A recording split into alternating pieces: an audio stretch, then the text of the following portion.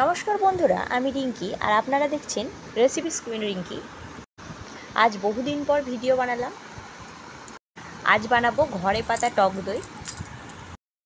তো প্রথমে দুধটাকে ভালো করে জাল দিয়ে ঠান্ডা হতে রেখে দিয়েছি। এদিকে একটা মাটির ভাঁড় নিয়ে নিয়েছি টক দইয়ের।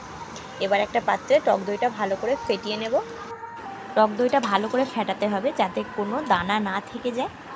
এরপরে ফেটানো হয়ে গেলে দুধটা একবার চেক করে নেব যাতে আঙুল চোবানো যায়। অতটা গরম রেখে আমি টক দইয়ের ওপর কিছুটা দুধ দিয়ে দেবো এবং ভালো করে ওটাকে নাড়াচাড়া করে নেব। অল্প দই দিয়ে ভালো করে দুধটাকে একটু নাড়াচাড়া করে নেব যাতে পুরো দুধের মধ্যে দিলে দুধটা ফেটে না যায়।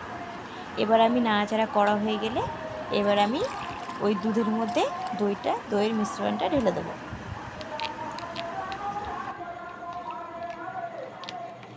প্রথমে ভারী মিশ্রণটা ঢালবো, তারপর ওতে আবার বাকি দুধটা দিয়ে দেবো।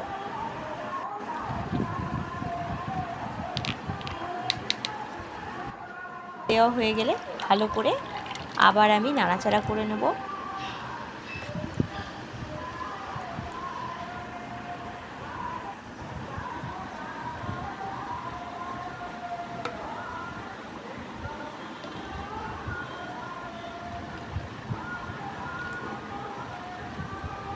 ভালোভাবে নাড়াচাড়া করা হয়ে গেছে।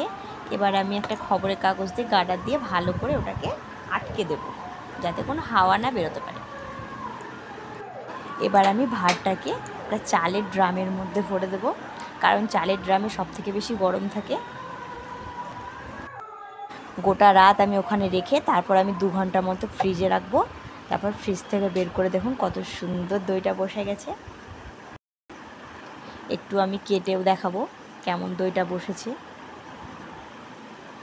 এভাবেই কিছু টাইমের মধ্যেই বাড়িতেই আমরা দই পাতিয়ে খেতে পারি। এভাবে দই আমি সর্বদা বানিয়ে থাকি। ভিডিওটি ভালো লাগলে অবশ্যই চ্যানেলটি সাবস্ক্রাইব করে পাশে থাকবেন। ধন্যবাদ।